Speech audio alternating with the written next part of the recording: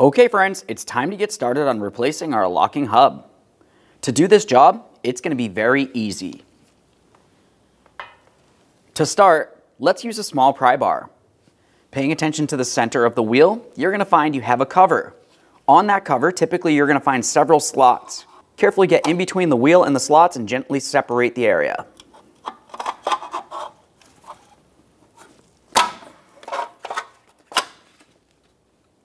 Now with that out of the way, let's continue on to our 3 T27 screws. If you look hard enough at them, you'll see that it essentially looks like you have to use a star bit. T27. Let's remove all 3.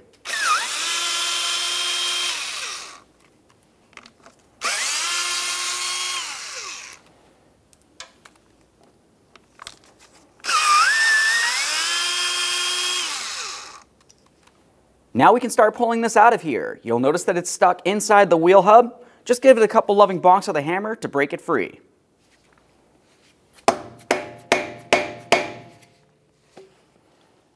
Once it starts to separate, continue on with your prying device and carefully get in between the 2 areas. As you can tell, it's starting to move around for me. We'll gently start prying this out.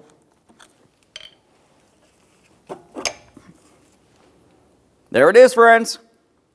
Alright, now we're at the point where we want to go ahead and clean this up and give it a thorough inspection.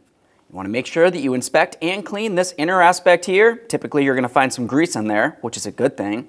But if you happen to see any rust or debris like what you can see along this edge, go ahead and clean it out of there.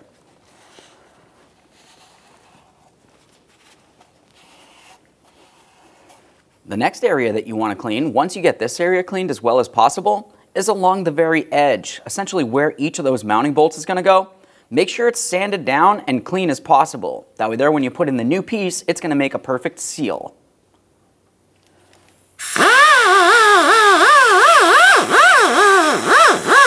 Once you have that cleaned down, continue on with some high temperature grease. It's a good idea to get inside the splined area of the axle and the hub itself, right in here.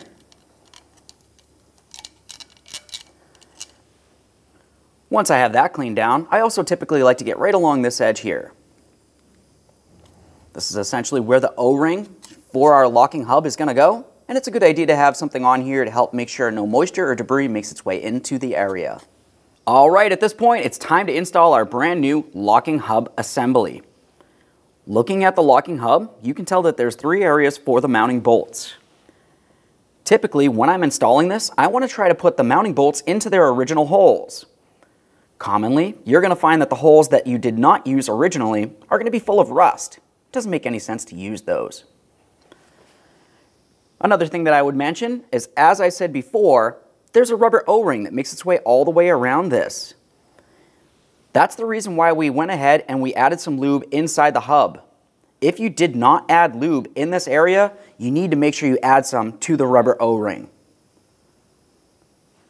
Now let's carefully slide this into place, once again trying to line up our mounting bolt holes as close as possible. Typically you can just kind of move this around a little bit and it should want to slide right into position. There we are, just get that so it looks like it's lined up. We'll slide it right in.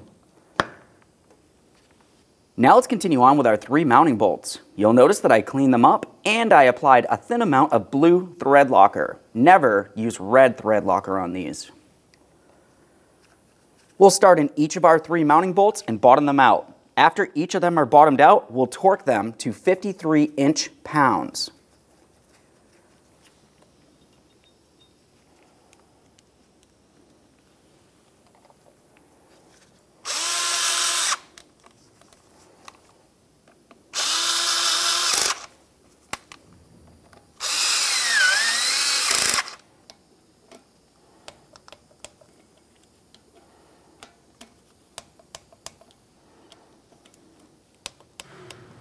Okay, now once you're sure you have it mounted on there and you definitely torqued each of the mounting bolts, continue on with your center cover. Looking at the back, you can find a whole bunch of circles that fit over the lug nuts themselves. Line it up, bonk it into place. Make sure it's completely secured all the way around. All right, we finished our job. If you purchase these as a pair, do the exact same thing on the other side of the vehicle. Let's go ahead and give this a quick test. Looking at it, you can tell by turning it to the left, that puts it into the auto lock function. If you are only driving in four-wheel drive, you can go ahead and put it in the locked function. Go ahead and give it a little twist from side to side and make sure it functions properly. Once you're sure it does, make sure you put it in the auto lock function.